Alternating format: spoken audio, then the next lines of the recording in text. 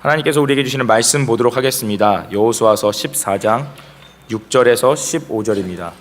여호수아서 14장 6절부터 15절까지입니다. 한 목소리로 읽도록 하겠습니다. 그때 유다 자손이 길갈에 있는 여호수아에게 나아오고 그니스 사람 여분네의 아들 갈렙이 여호수아에게 말하되 여호와께서 가데스 바네아에서 나와 당신에게 대하여 하나님의 사람 모세에게 이르신 일을 당신이 아시는 바라. 내 나이 40세에 여호와의 종 모세가 가데스 바네아에서 나를 보내어 이 땅을 정탐하게 하였으므로 내가 성실한 마음으로 그에게 보고하였고 나와 함께 올라갔던 내 형제들은 백성의 간담을 높게 하였으나 나는 내 하나님 여호와께 충성하였으므로 그날에 모세가 맹세하여 이르되 내가 내 하나님 여호와께 충성하였은즉 내 발로 밟는 땅은 영원히 너와 내 자손의 기업이 되리라 하였나이다. 이제 보소서, 여호와께서 이 말씀을 모세에게 이르신 때로부터 이스라엘이 광야에서 방황한 이 45년 동안을 여호와께서 말씀하신 대로 나를 생존하게 하셨나이다. 오늘 내가 85세로 돼 모세가 나를 보내던 날과 같이 오늘도 내가 여전히 강건하니 내 힘이 그때나 지금이나 같아서 싸움에나 출입에 감당할 수 있으니 그날에 여호와께서 말씀하신 이 산지를 지금 내게 주소서. 당신도 그날에 들으셨거니와 그곳에는 아낙 사람이 있고 그 성읍들은 크고 견고할지라도 여호와께서 나와 함께 하시면 내가 여호와께서 말씀하신 대로 그들을 쫓아내리이다 하니 여호수아가 여분네 아들 갈렙을 위하여 축복하고 헤브론을 그에게 주어 기업을 삼게 하매 헤브론이 그니스 사람 여분네 아들 갈렙의 기업이 되어 오늘까지 이르렀으니 이는 그가 이스라엘의 하나님 여호와를 온전히 쫓았음이라. 헤브론의 옛 이름은 기럇 아르바라. 아르바는 아낙 사람 가운데에서 가장 큰 사람이었더라. 그리고 그 땅에 전쟁이 그쳤더라. 아멘. 오늘 이 말씀을 가지고 담임 목사님께서 믿음의 모델이란 제목으로 말씀 전해 주시겠습니다. 할렐루야. 네, 좋은 아침입니다. 우리 전우자분 둘러보시면서 오늘 아침 좋은 아침입니다 이렇게 한번 인사하시죠. 좋은 아침입니다. 예, 진짜 날씨가 너무 좋아가지고요. 진짜 굿모닝을 하지 않을 수가 없습니다. 오늘 아침에 여러분의 심령과 저의 심령 가운데 위로부터 부어주시는 그런 좋은 아침에 그런 기쁨이 충만하게 간절히 소원합니다. 우리 이경순 집사님께서 저를 위해서 기도해 주셔서 감사합니다. 특별히 설교가 어디서 오는지 경탄할 만한 그런 설교 위해서 기도해 주셨는데 저는 권사님 기도를 들으면서 도대체 저 기도는 어디에서 온 것일까 이런 경탄이 들었어요. 집사님 참 경건한 시인 같습니다. 감사합니다. 우리 잠깐 기도하고 말씀 받도록 하겠습니다. 할렐루야. 존귀하신 주님, 온 천하 만물을 창조하시고 지금도 주관하시며 섭리하신 주님을 더욱더 사랑하게 되는 계절입니다. 아버지, 만물이 주님 앞에 무릎 꿇고 겸손하게 부복하는 것처럼 오늘 이 아침에도 우리의 영혼이 주님 말씀 앞에 무릎 꿇고 위로부터 부어주시는 한량없는 은혜를 사모하기를 원하옵나이다. 부족한 종을 사용하여 주시옵소서. 예수 그리스도 이름으로 기도드리옵나이다. 아멘. 국제시장이라는 영화 아마 많이들 보시고 또 눈물 흘리신 분들도 있을 거라 생각합니다. 7번 방의 기적이라는 그 영화도 보신 분들 꽤 많으실 거고 그 다음에 달콤한 인생이라고 그런 그 영화도 있습니다.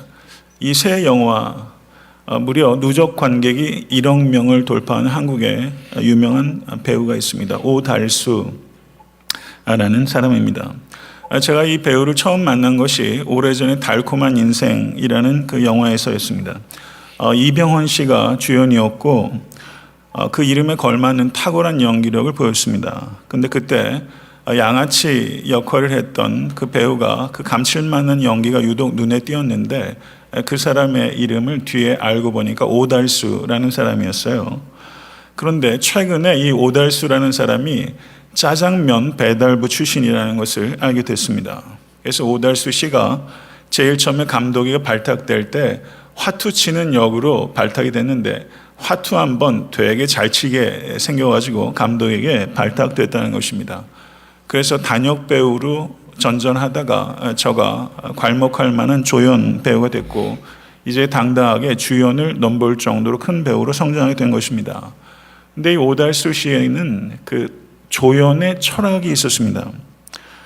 그는 철학을 가지고 주어진 배역에 최선을 다하는 사람이었습니다. 그의 철학은 이것입니다. 나밖에 하지 않았던 역할을 나만 할 수 있는 역할로 승화시키겠다. 나의 고유한 색깔을 끝까지 지키면 결국은 누구보다 빛나게 될 것이다. 이것이 그 사람이 가지고 있는 철학을 요약하는 것입니다. 이병헌이라는 배우에 가려졌던 오달수처럼 갈렙은 여호수아에게 가려진 최고의 조연이라고 할 만한 사람입니다. 갈렙은 모세의 후계자가 된 여호수아와 자신을 비교함으로써 여호수아를 시기하거나 자신을 자책하면서 의미 없이 시간을 낭비한 사람이 아닙니다. 이 갈렙은 철저하게 여호수아의 리더십을 인정하고 묵묵히 그림자로 머물 수 있었던 사람입니다. 갈렙이 등장하는 성경의 장면을 보게 되면 민수기 14장 그리고 여호수아 14장과 15장 그리고 사사기 1장 정도입니다. 저는 개인적으로 성경에서 갈렙이 등장하는 장면이 더 많이 있지 않은 것에 대해서 애석함을 느낄 만큼 이 갈렙은 참으로 탁월한 인물임에 틀림없습니다. 마치 출연작이 불과 몇 편밖에 안 되는 위대한 조연 배우라고는 할까, 그런 느낌을 갖게 되는 것입니다. 민수기 14장을 끝으로 성경의 무대에서 내려왔던 이 갈렙이 다시 성경 무대 위로 올라오는 것이 바로 오늘 본문 말씀 여호수아서 14장의 말씀입니다. 마치 오달수가 주연 이상의 진가를 영화에서 발휘하듯이 오늘 본문을 통해서 갈렙은 자신의 믿음의 진가를 유감없이 나타내 보이고 있는 것입니다. 그늘에 있던 조연이 스포트라이트를 받는 주연보다 더 탁월한 경우가 있습니다. 갈렙은 어떤 의미에서는 여호수아보다도 탁월한 부분이 있는 것입니다. 그렇다면 갈렙의 위대함은 어디에서 나오는 것입니까? 그것은 갈렙의 위대함은 하나님의 위대함에서 비롯되는 것입니다.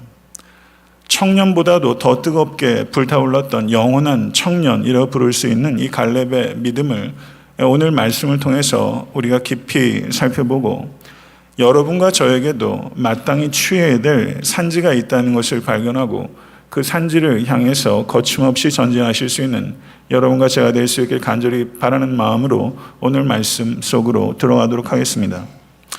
여호수아서 14장 1절에서 19장 51절까지는 여호수아 내에서 하나의 큰 단락을 이루고 있습니다. 이 내용은 이스라엘 지파들이 땅을 분배받는 내용을 기록하고 있습니다. 그리고 오늘 본 말씀 14장 6절에서 15절은 갈렙이 땅을 분배받는 내용이 기록되어 있고, 그리고 19장 49절에서 50절은 여호수아가 땅을 분배받는 내용으로 끝이 나고 있는 단락입니다. 14장 1절에서 5절까지의 내용을 보시게 되면 요단강 서쪽 지역의 땅을 분배하는 내용이 시작되고 있습니다. 땅의 분배는 여호수아와 제사장 엘르아살과 그리고 지파의 족장들에 의해서 제비를 뽑아서 결정되고 있다는 것을 우리가 볼 수 있습니다.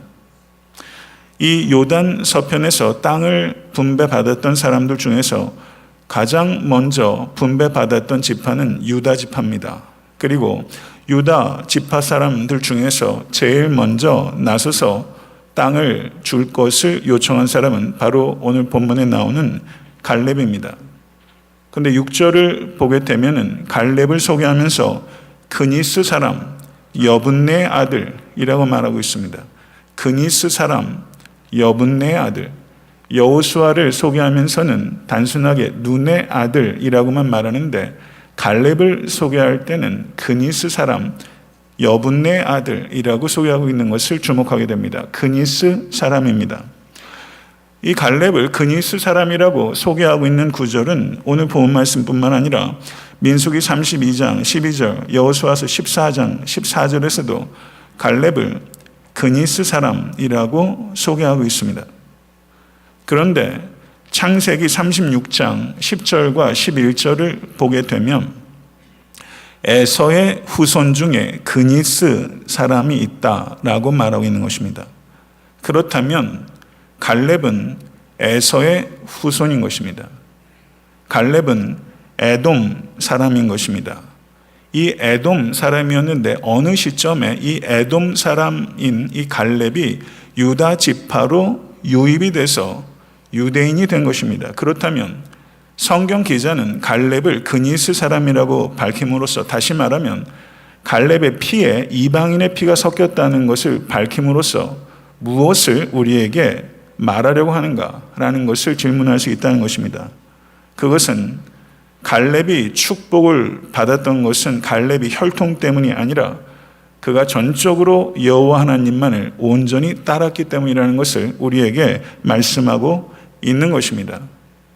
사랑하는 성도 여러분, 여호수아서에서 2장에 등장하는 위대한 사람이 있습니다. 그 사람은 기생 라합입니다. 기생 라합은 가나안 여인입니다. 그런데 기생 라합이 하나님을 신실하게 믿고 충성했기 때문에 기생 라합과 라합의 온 가족이 구원을 얻었고, 그리고 마태복음 1장을 보게 되면 이 기생 라합이 메시아의 족보에 들어가는 위대한 여인으로 등장하고 있습니다. 그 기생 라합과 비견되는 인물, 충성된 갈렙, 그는 가장 대표적인 지파인 유다 지파 사람이고 유다 지파 중에서도 가장 탁월한 믿음을 보인 사람입니다. 그는 요단 서편에서 가장 먼저 땅을 받았던 인물입니다. 성도 여러분, 여호수아서는 이스라엘 백성들이 이방 땅에 들어가서 땅을 정복하는 이야기를 기록하고 있습니다. 그런데 여호수아서는 역설적으로 믿음의 모본으로서 두 사람을 제시하고 있는데, 한 사람은 이방 여인이요, 한 사람은 그 피에 이방인의 피가 섞인 사람이라는 것을 보게 되는 것은 매우 의미심장합니다. 이것을 우리가 깊이 생각해야 됩니다. 사랑하는 성도 여러분, 궁극적으로 하나님의 축복은 혈통에 기인하는 것이 아니라 하나님을 전적으로 믿고 따르는 이에게 부어지는 것입니다.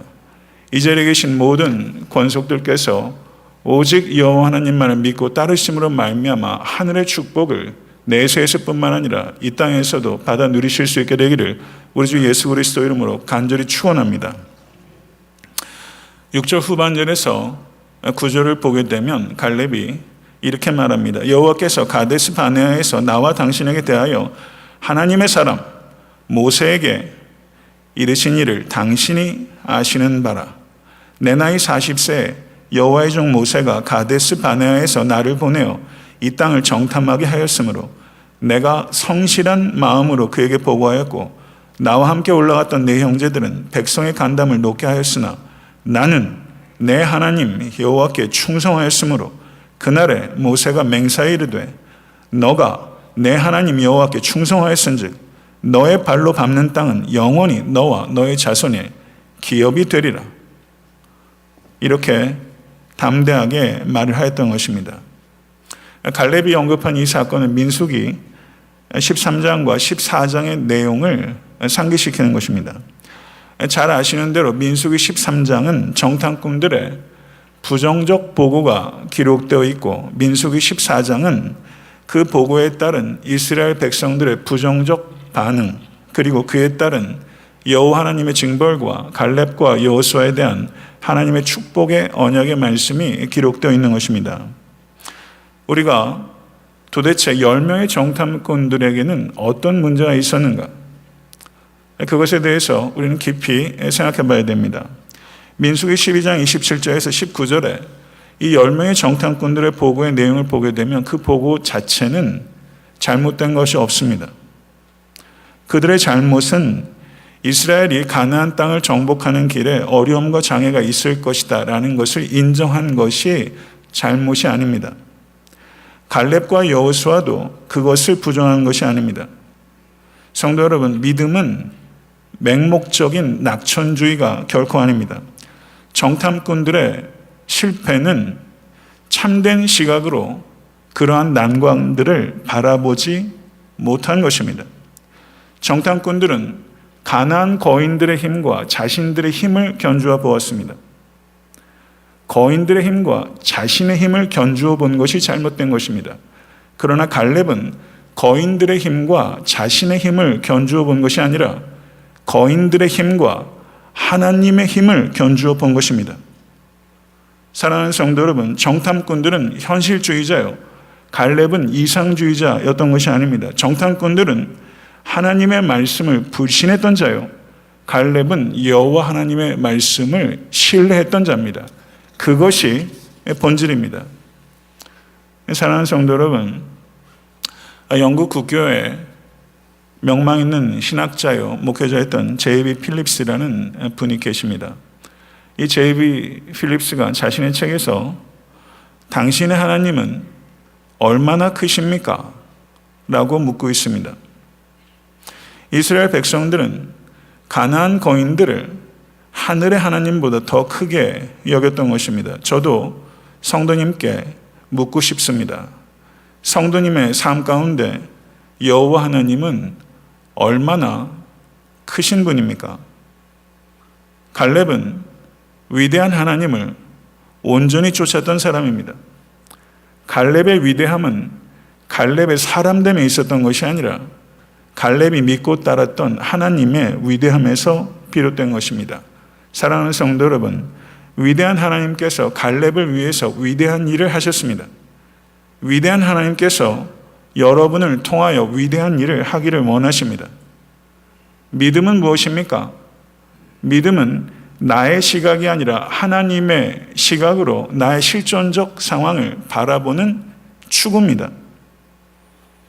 하나님의 시각으로 여러분의 삶의 실존적 상황들을 바라보고 계십니까? 하나님의 시각으로 역사를, 우주를 보고 계십니까? 하나님의 시각으로 바라본다는 것은 어떤 문제를 야기시킵니까? 여러분의 직장에서 사업을 하시면서 하나님의 시각으로 그것들을 바라보고 진행하면 어떤 문제가 발생합니까? 그렇게 사는 것이 다수 의견이 되겠습니까? 소수 의견이 되겠습니까? 영화 중에서 Minority Report라는 영화가 있어요. Minority Report. Minority Report가 무슨 뜻입니까? 소수자 의견이라는 뜻입니다. 하나님의 시각으로 삶을 해석하고 역사를 해석하게 되면 필연적인 결과는 그 의견이, 그 삶이 Minority Report가 된다는 뜻입니다. 갈렙과 여호수아는 하나님의 시각으로 가나안을 본 사람입니다. 그래서 불가피하게 그들은 Minority Report, 소수자 의견이 됐고, 그래서 절대 다수인 이스라엘 회중에 의해서 이 두 사람이 거의 돌로 맞아 죽을 뻔하지 않았습니까? 그런데 오늘 본문에서 갈렙은 8절에 이렇게 말합니다. 나는 내 하나님 여호와께 충성하였으므로, 나는 내 하나님 여호와께 충성하였으므로. 우리 번역에서는 충분히 반영되지 않았지만 실제 히브리어에서는 이 나는 emphatic pronoun을 사용해서 나는 내 하나님 여호와께 충성하였으므로 라고 말하면서 갈렙이 힘주어 강조하고 있는 것입니다.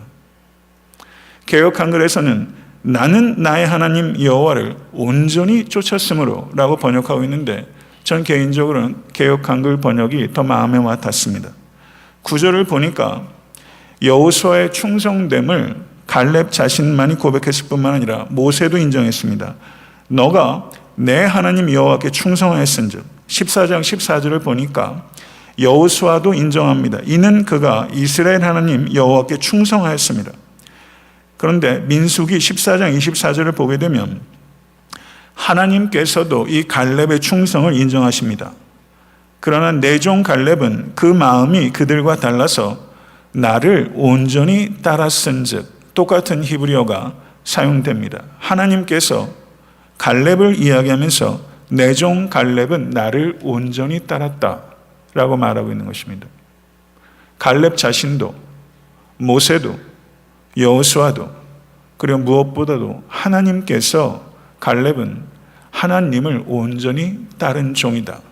성경에서 무려 4차례나 갈렙에 대해서 갈렙은 여호와 하나님을 온전히 따랐다라고 이야기하고 있는 것입니다.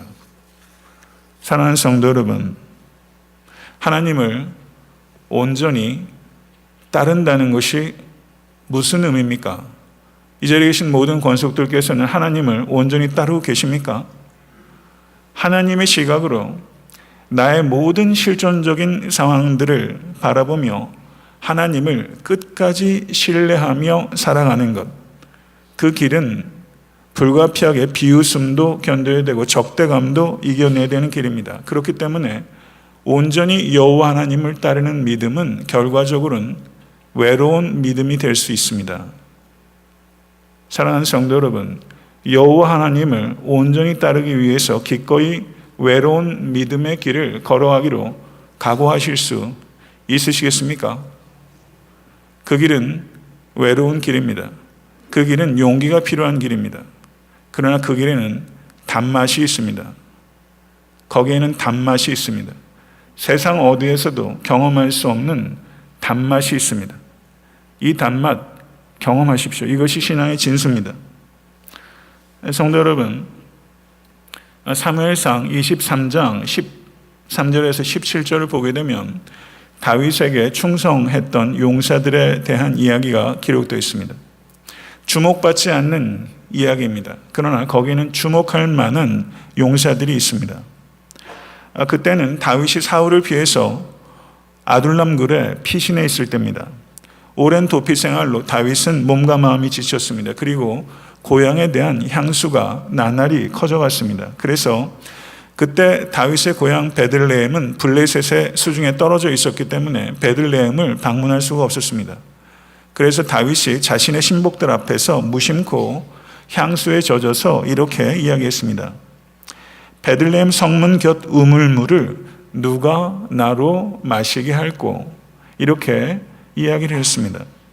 그랬더니 그 이야기를 들었던 3명의 용사가 다윗에게 이야기하지도 않고 적진을 헤치고 들어가서 베들레헴에 가서 다윗을 위해서 우물물을 퍼가지고 가져온 것입니다.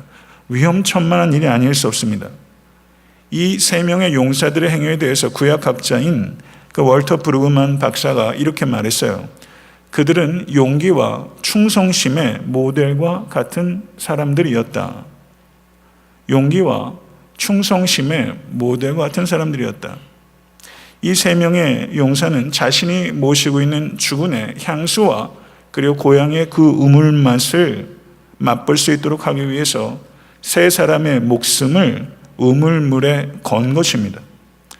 이러한 충성은 사실상은 무모한 충성입니다. 그러나 이러한 충성은 신화된 의무감에서 할 수 있는 것이 아닙니다. 이것은 주군에 대한 사랑에서 비롯되는 것입니다. 이 사랑을 우리가 어디에서 볼 수 있습니까? 향유 옥합을 깨뜨린 여인에게서 볼 수 있습니다. 그것은 의무감으로 할 수 있는 행위가 아니에요. 사랑하기 때문에 할 수 있는 행위예요. 그것이 사랑의 충성입니다. 삼국지를 보게 되면 조자룡이라는 유비의 탁월한 장군이 나옵니다. 이 조자룡이 장판파에서 조조의 대군을 뚫고 들어갑니다. 이 조자룡의 댐데미에 대해서 감복했던 적군이었던 조조가 화살을 날리지 못하도록 했는데 이 조자룡이 100만 대군을 휘젓고 다니면서 유비의 어린 아들인 아두를 품에 안고서 유비에게로 귀환하게 됩니다. 그런데 유비가 이 아두를 조자룡이 데리고 왔는데 이 아두를 잡더니 땅바닥에 그 어린 새끼를 내팽개기 치면서 이 작은 놈 때문에 잘못하면 내 사랑하는 장수를 잃을 뻔했도다 라고 말하면서 유비가 했어요. 그때 이 조자룡을 비롯한 다른 장군들 그리고 휘하의 모든 병졸들이 크게 감동했다는 이야기가 삼국지에 있습니다. 자신의 목숨을 걸고서 주군의 아들을 구해온 것은 감동적인 이야기입니다.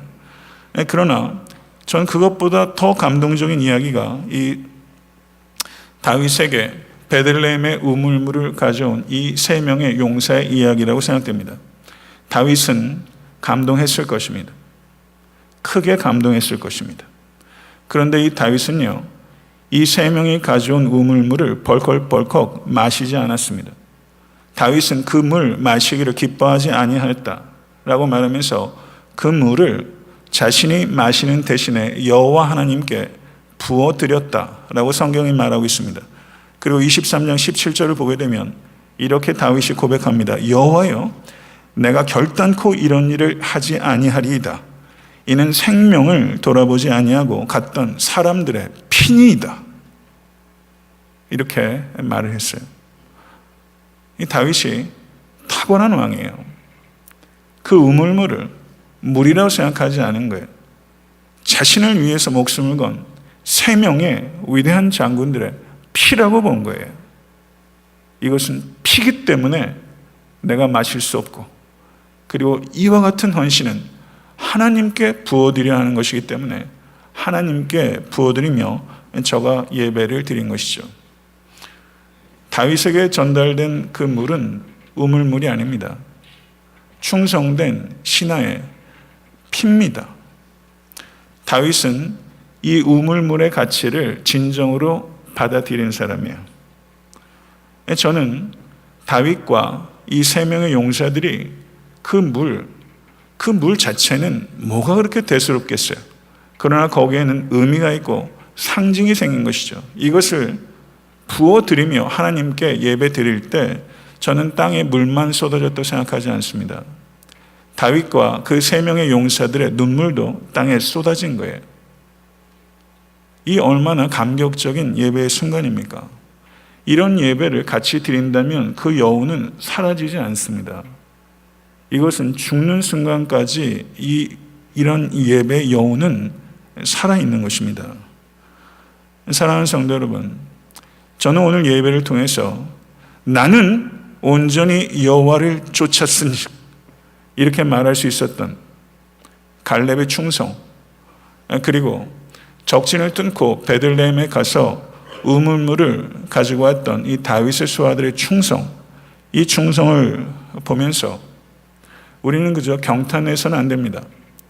우리는 여호와 하나님을 위한 나의 충성에 대해서 우리는 깊이 되돌아봐야 되는 것입니다. 사랑하는 성도 여러분, 교회는요, 예수 그리스도의 피 위에 세워진 것이고, 이 교회는 많은 순교자들의 피 위에서 확장돼 온 것입니다. 그리고 지금 우리가 살고 있는 이 시대는 그 어떤 시대보다 많은 사람들이 순교의 피를 흘리고 있습니다. 그런데 이 시대의 문제를 진단하면서 이렇게 이야기하는 사람들이 많습니다. 충성된 헌신자가 예전보다 드물다 라고 말합니다. 충성된 헌신자가 예전보다 드물다. 과연 그렇습니까? 이 시대의 문제가 충성된 헌신자가 드문 것입니까? 헌신된 그리스도인의 부족이 아니라 이 시대의 문제는 나의 헌신의 부족이 문제인 것입니다. 그것이 문제의 본질입니다.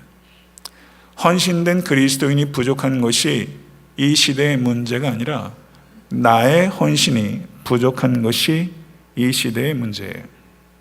나의 헌신이 부족하기 때문이에요. 목사인 저의 헌신이 부족한 것이 애타한테 섬기는 교회의 문제입니다. 목사인 저의 사랑과 저의 성결이 부족한 것이 우리 교회의 문제예요. 그게 문제예요. 나에게 문제가 있어요. 이것을 깨달아야 합니다. 이것을 깨달으실 수 있게 간절히 축원합니다. 사랑하는 성도 여러분, 헌신해야 합니다. 헌신해야 합니다. 우리가 헌신해서 구원을 얻게 된 것은 아닙니다. 그러나 구원 얻은 백성이기 때문에 헌신해야 합니다. 올 한 해도 벌써 어제는 바람이 얼마나 불던지요. 낙엽이 굴러요. 이쁘더라고요. 그러면서 마음 한켠이 스산하더라고요. 벌써 한 해가 다 갔구나 하면서 오늘 기도에도 말씀하셨지만 저의 발자취, 애타한테 섬기는 게 발자취를 생각하게 되더라고요. 우리의 인생에도 낙엽이 구르는 것처럼 내 인생도 마지막을 정리될 시점이 옵니다. 우리의 발자취를 되돌아보는 것을 그때로 미루는 것은 참으로 어리석은 것입니다. 헌신하실 수 있게 되기를 간절히 바랍니다. 저와 그리고 교회의 리더십, 이 노력하는 바는 헌신의 기회를 지속적으로 제공하는 교회가 되겠다는 것입니다. 이 일을 위해서 부단하게 노력하겠습니다. 그것은 교회가 해야 될 노력입니다. 그러나 모든 건속께서 하셔야 되는 것은 헌신의 기회가 제공될 때 헌신하는 것입니다. 모쪼록 헌신하실 수 있게 되기를 우리 예수 그리스도를 간절히 축원합니다. 구절을 보시게 되면 갈렙이 그날의 모세가 맹세하여 이르되 너가 내 하나님 여호와께 충성하였은즉 내 발로 밟는 땅은 영원히 너와 너의 자손의 기업이 되리라 하였나이다. 10절을 보게 되면 이제 보소서 여호와께서 이 말씀을 모세에게 이르신 때부터 12절을 보게 되면 그날의 여호와께서 말씀하신 이 산지를 내게 주소서. 12절 후반절에 내가 여호와께서 말씀하신 대로 그들을 쫓아내리이다. 주입계 본문을 읽다 보면요, 갈렙의 그와 같은 헌신된 믿음의 뿌리가 어디에 있는가? 그것은 철저하게 여호와 하나님의 말씀에 있는 것입니다. 이것은 무려 4차례나 갈렙이 강조하고 있는 것입니다. 사랑하는 성도 여러분, 우리가 신앙적으로 성장하기 위해서는 신앙 감정 중요합니다. 신앙 감정론이라는 책도 있습니다.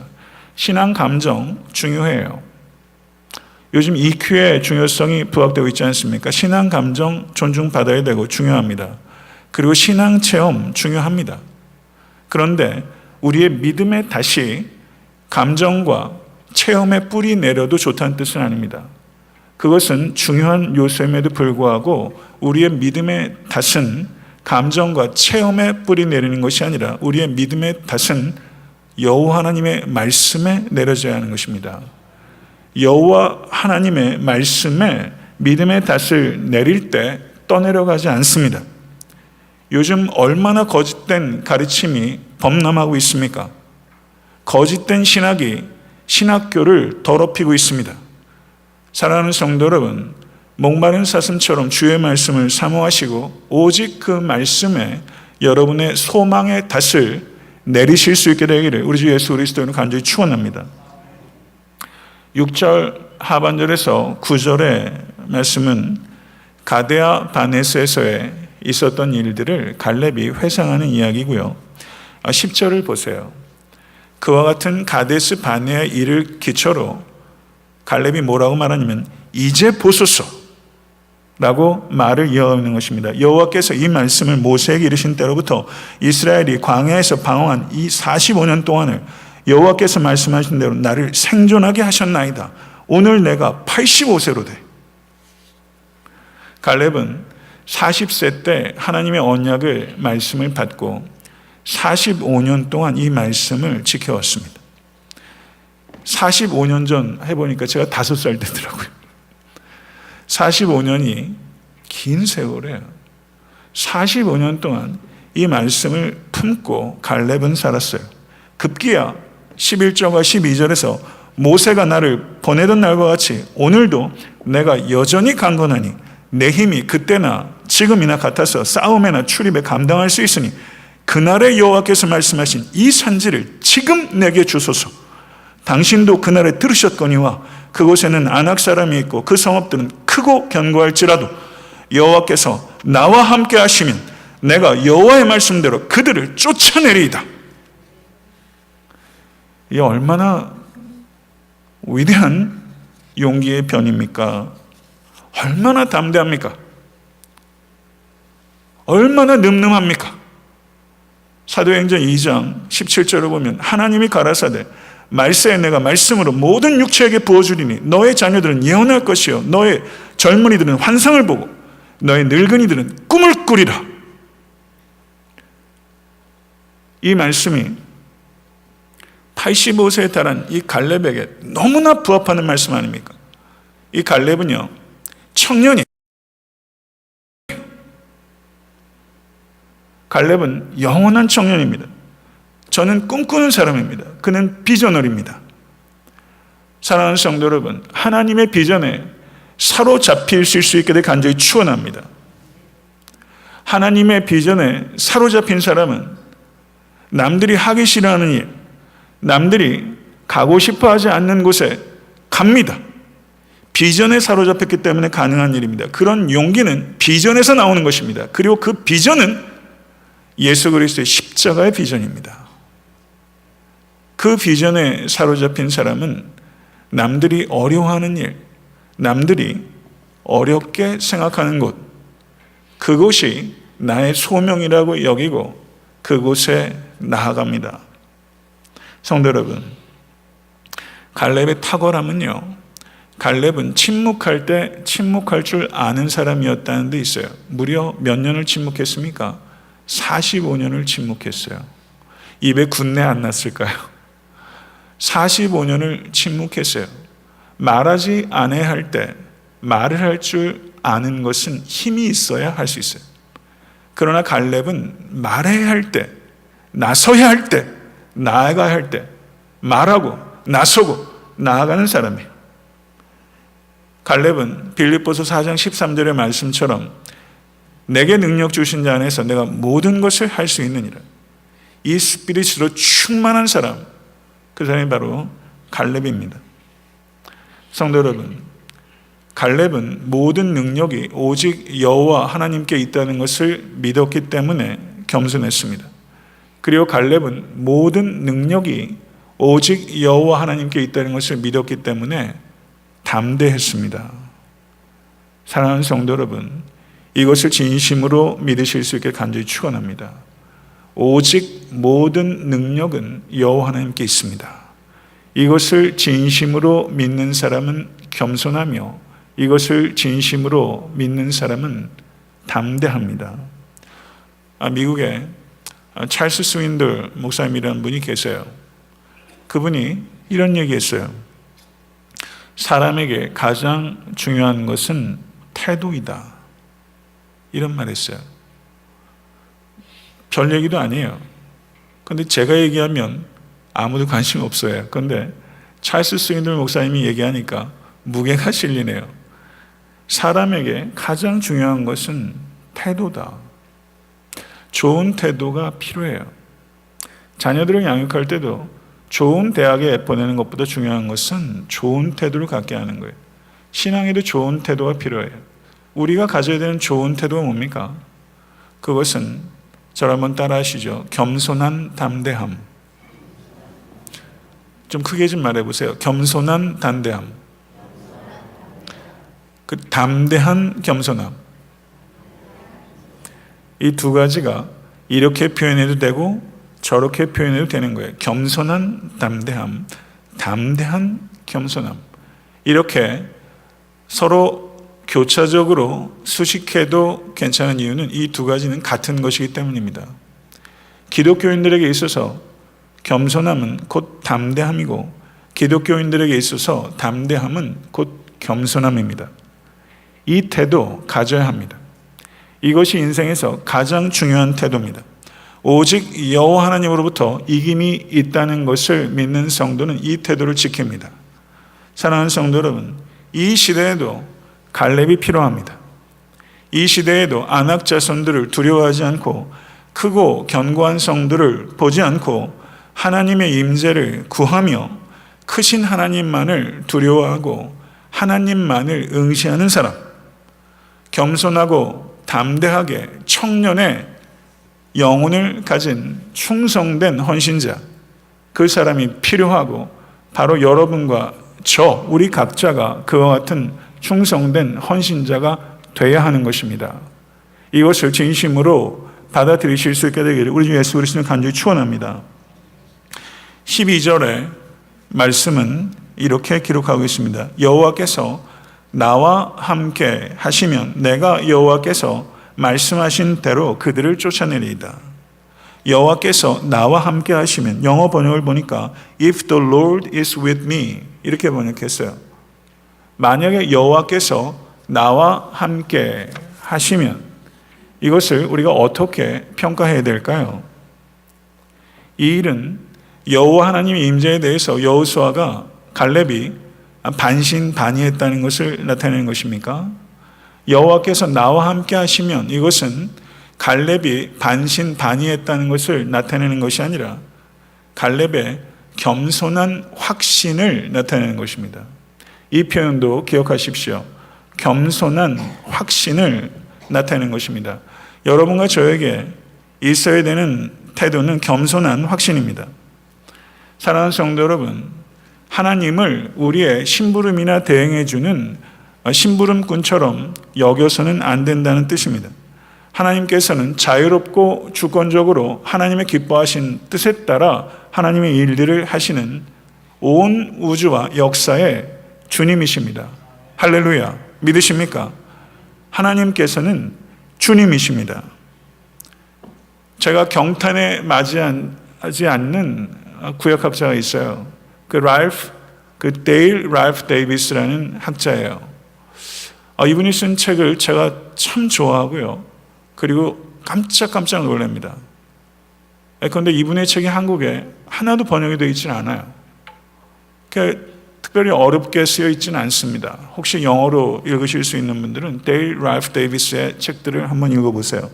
그런데 그분이 이 갈렙의 이 부분에 대해서 얘기를 하면서 이렇게 표현했어요. He is confident but not cocky. Biblical faith will always keep this tension. 이렇게 책에 쓰고 있더라고요. 이게 무슨 뜻입니까? 갈렙은 confident, 확신이 있었지만 but not cocky, 교만하지 않았습니다. 성경적인 믿음은 이 긴장을 유지하는 것입니다. 이렇게 말했어요. 이것은 전 매우 탁월하다고 생각해요. 여호와께서 나와 함께 하시면 이것은 확신이 없는 게 아닙니다. He is confident. 확신이 있었어요. But not cocky.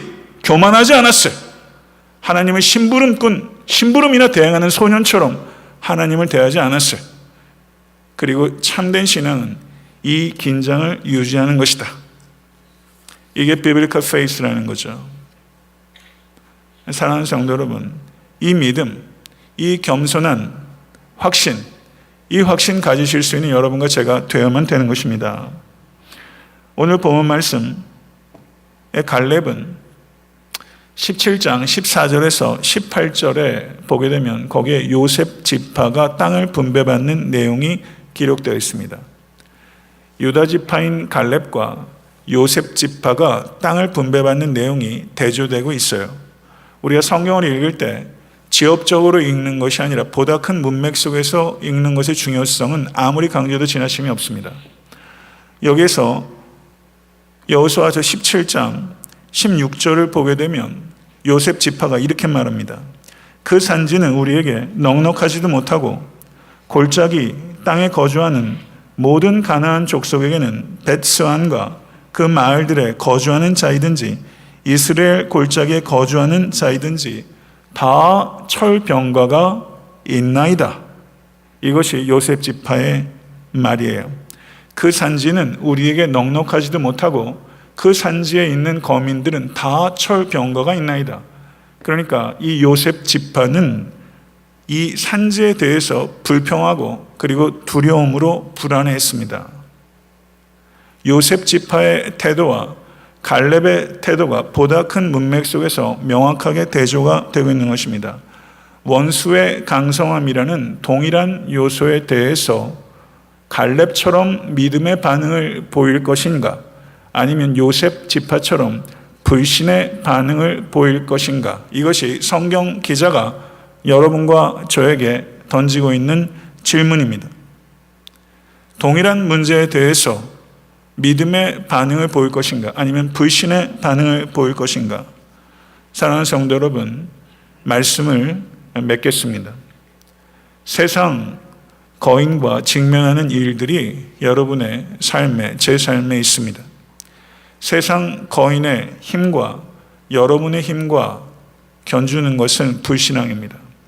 세상 거인의 힘과 하나님의 힘을 비교해 보십시오. 우리의 이김은 나의 힘에 있는 것이 아니라 여호와 하나님의 힘에 있는 것입니다.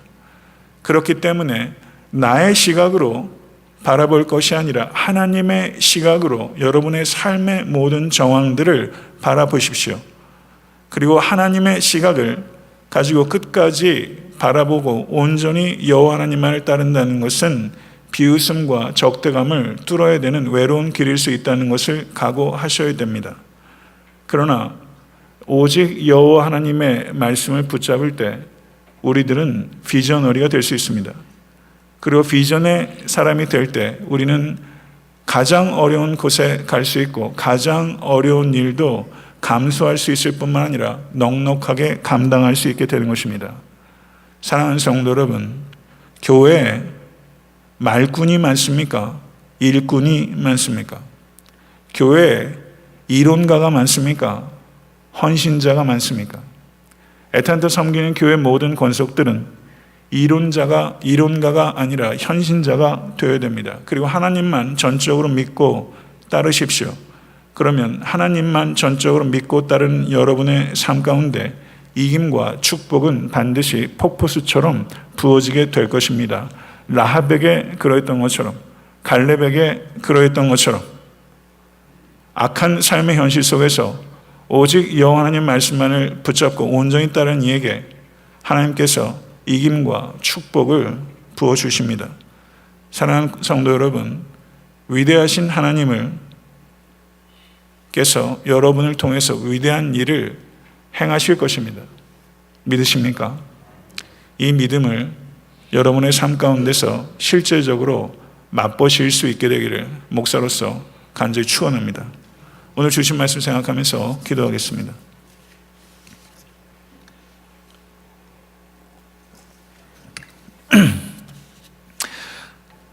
존귀하신 하나님 아버지, 저희들을 예배자로 불러주시고 하나님의 거룩한 말씀을 통해서 하나님의 음성을 들을 수 있도록 인도해 주시니 감사합니다.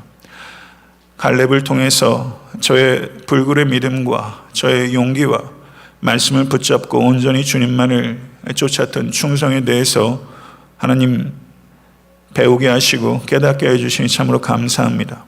오늘 이 자리에 계신 모든 권속과 이 부족한 종이 갈렙의 믿음을 본받을 수 있도록 주의 역사해 주시고, 아버지 하나님, 하나님의 시각으로 모든 개인의 문제와 이 세상 역사들을 바라보며 견고하게 우리에게 주신 소명을 바라보며 나아갈 수 있도록 주의 역사에 주시옵소서.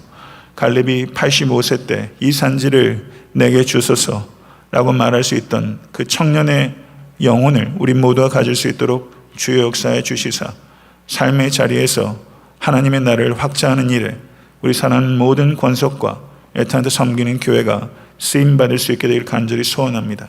신앙이 단순하게 우리의 관념이 되지 않을 수 있도록 주의 역사에 주시고, 살아서 역사하시는 위대한 하나님의 일들을 우리의 개인의 삶 속에서 맛보게 하여 주시고, 애타한테 섬기는 교회가 이 산지를 회복하는 일에 제일 앞장서서 영적 전쟁을 감당하는 거룩하고 견고한 하나님의 도성이 될 수 있도록 역사하여 주시옵소서.